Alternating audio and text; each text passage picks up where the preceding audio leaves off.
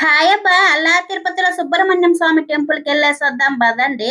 ఈ గుడి వచ్చేసి ఆ తిరుపతి నుంచి 6-7 కిలోమీటర్ దూరంలో ఉన్న తనపల్లిలో ఉంటది. ఇది తాజ్ హోటల్. తిరుపతిలో 5 స్టార్ హోటల్ చాలా ఉన్నాయి, అందులో ఇది కూడా ఒకటి. మా ఆయన ఏమో టిఫిన్ చేసొద్దాం పదా అన్న. ఇది మన రేంజ్ కాదులే అబ్బా స్వామి, నువ్వు పదా అన్న. ఈ ఆర్చ్ కాడి నుంచి ఆ గుడి ఎంట్రన్స్, ఇక్కడ నుంచి కొండపైకి ఎక్కాలా. పైకి ఎక్కినాక వ్యూ అయితే అదిరిపోతుందా, చూదురు పదండి. మా బండి మరి ముసిలిదై పుడిచిందా, ఎక్కలేకపోతాంది పాపము. ఓ అమ్మ, ఈ రాయి చూడండి ఎంత పెద్దదిగా ఉండదో.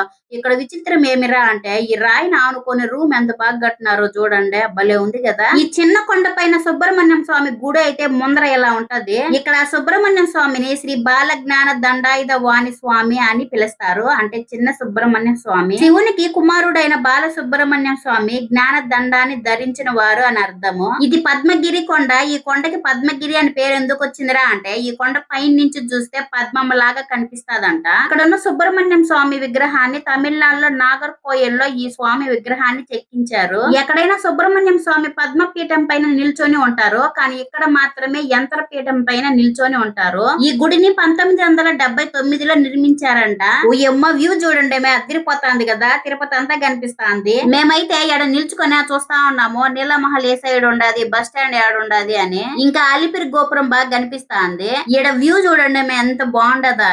ఏమైనా నేచర్ అబ్బా, నేచర్ అంతే. పొద్దున్నుంచి టిఫిన్ చేయలేదా, అందుకనే దారిలో టిఫిన్ తిన్నాము. ఆ తాజ్ హోటల్లో టిఫిన్ తినే కంటే ఇక్కడ ఓపెన్ ప్లేస్ లో చుట్టూ పంట పొలాల మధ్యన కూర్చొని తింటా అంటే ఎంత బాగుండదా. చల్ల గాలి వస్తాంది, ఒక పక్క తింటా అంటే ఒక పక్క నిద్ర వస్తాంది నాకు. నిజంగా ఈ హోటల్ చాలా అదృష్టవంతులు. పొలాల మధ్యలో ఇంటి ముందరే హోటల్ పెట్టుకొని ఉన్నారు. ఈడ తట్టి ఇడ్లీ బాగుంటుందంట. మేము పోయేసరికి అయిపుడిచిందన్నారు.